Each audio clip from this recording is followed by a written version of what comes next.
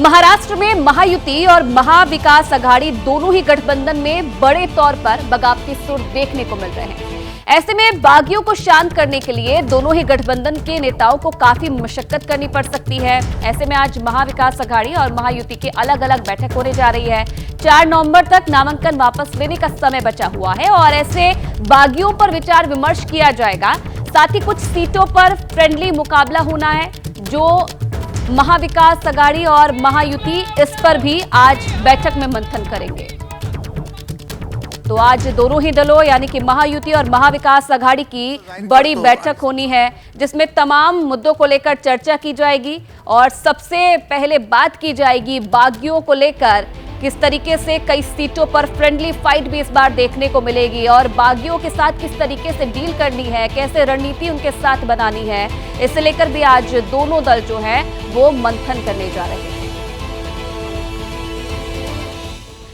तो महाराष्ट्र में चुनाव नामांकन के आखिरी दिन सियासत के सारे मसाले दिखाई दिए। इसमें टिकटों की मारामारी से लेकर सीटों की उलट-पुलट और पार्टी से बगावत सब कुछ था।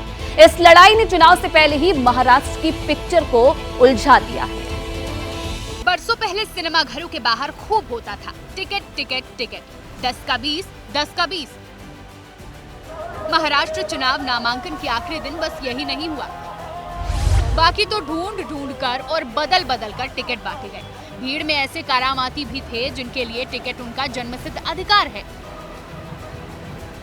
महाराष्ट्र में सबसे विस्फोटक नामांकन था नवाब मलिक का, जिन्हें अजित पवार की एनसीपी ने टिकट दे दिया। नवाब गाजे बाजे लेकर पहुंचे और मानखुर्द शिवाजी नगर सीट पर अबू आजमी के खिलाफ पर्चा भर दिया। मानखुर्द शिवाजी नगर विधानसभा क्षेत्र से नेशनलिस्ट कांग्रेस पार्टी का नामांकन भरा था। नवाब को टिकट मिला तो बीजेपी धर्म संकट में पड़ गई कि कैसे झेलेगी उसे, जिसे देशद्रोही और दाऊद का आदमी तक कहा था। आनंद फानन में तय हुआ कि बीजेपी नवाब मलिक को हराने के लिए काम करेगी। नवाब मलिक यांच्या उमेदवारीबद्दल भारतीय जनता पक्षाची भूमिका हीच आहे की भारतीय जनता पक्ष नवाब मलिक यांचा प्रचार करणार नाही।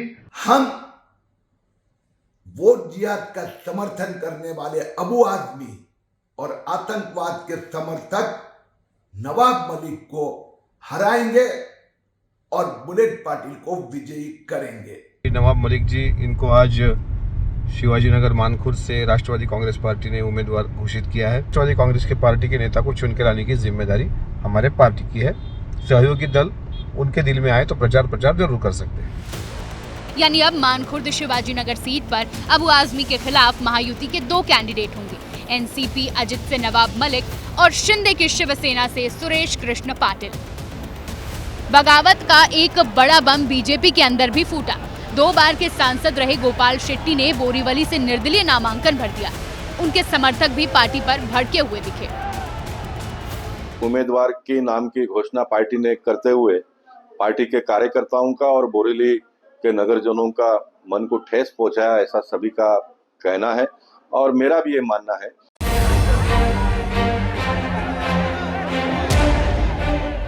नामांकन के आखिरी दिन उम्मीदवारों ने पार्टियों के हुक्म की नाफरमानी भी की। आला कमानों को बता दिया कि वो ऑर्डर नहीं, सिर्फ अपनी अंतरात्मा की ही सुनते हैं। माहिम सीट पर बीजेपी ने राज ठाकरे के बेटे अमित ठाकरे को समर्थन दे दिया है। इसके बावजूद शिंदे शिवसेना के सदा सरवड़कर नहीं माने और पूरे शक्ति प्रदर्शन के साथ माहिम से नामांकन भर दिया। और पर्चा भरने के आखिरी दिन लगभग हर पार्टी में आखिरी वक्त तक टिकटों की उलट-पुलट भी हुई। तृप्ति सावंत को बीजेपी ने टिकट नहीं दिया तो एमएनएस ने अपने यहाँ ज्वाइन करा के बांद्रा ईस्ट से एनसीपी के जीशान सिद्दीकी के सामने चुनाव में उतार दिया। शाइना एनसी बीजेपी की है, लेकिन शिंदे शिवसेना ने अपने टिकट पर मुंबा देवी सीट से उन्हें कांग्रेस के अमीन पाटिल के सामने उतार दिया। पूर्व विधायक अतुल शाह निर्दलीय पर्चा भरने जा रहे थे पर रुक गए। सह संगठन मंत्री शिव प्रकाश जी का फोन आया, अभी हम सब लग जाएंगे ना महायुति को जिताने के लिए। तो टिकटों की उलट-पुलट का आंकड़ा और बागियों की गिनती बढ़ भी सकती है। अब दोनों गठबंधनों में बागियों को समझा बुझाकर बिठाने का राउंड शुरू होना है। नामांकन वापसी की आखिरी तारीख 4 नवंबर है। तो महाराष्ट्र के 2 बड़े गठबंधन और दोनों में 3-3 बड़ी पार्टियां। और उनके पीछे हर तरफ 4 से 5 छोटी पार्टियां। महाराष्ट्र के किसी भी चुनाव में इतने हौच-पौच हालात पहले कभी नहीं बने जो इस बार है। महाविकास अघाड़ी ने मुंबई में एक बैठक बुलाई है जिसमें चर्चा होगी कि बागियों को कैसे बिठाया जाए, फ्रेंडली फाइट कैसे टाली जाए।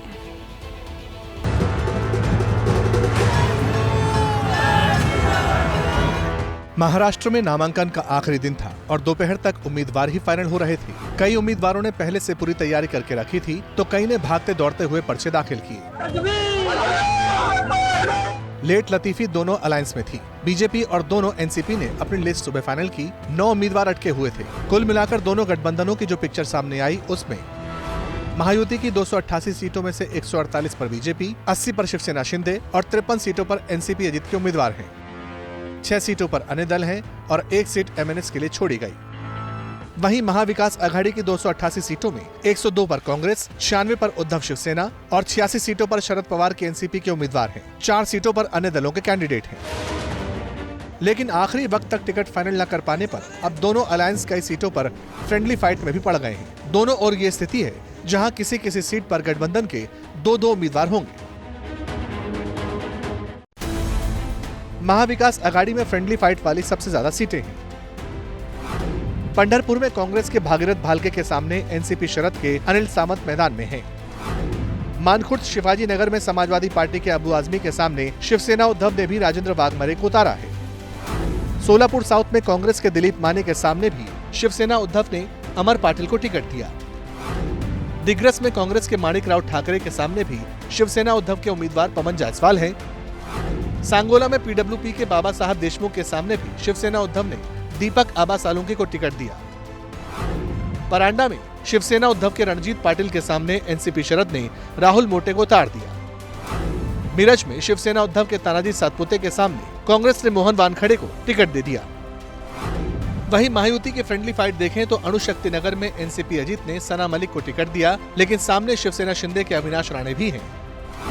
मानखुर्द शिवाजी नगर में नवाब मलिक को एनसीपी अजित ने टिकट दे दिया है तो मुकाबले में शिवसेना शिंदे के सुरेश कृष्ण पाटिल हैं। वरुण मोर्शी सीट पर एनसीपी अजित ने देवेंद्र भैयार को टिकट दिया तो यहां बीजेपी ने भी उमेश यावलकर को मैदान में उतार दिया। महाराष्ट्र के राजनीतिक सीन में सबसे ज्यादा सीटों पर उद्धव की शिवसेना फ्रेंडली फाइट में पड़ी हुई दिखाई दे रही है। हालांकि इंडिया अलायंस के बीच फ्रेंडली फाइट जम्मू कश्मीर में भी हुई थी, जहां 3 सीटों पर कांग्रेस और नेशनल कॉन्फ्रेंस दोनों ने उम्मीदवार उतारे थे।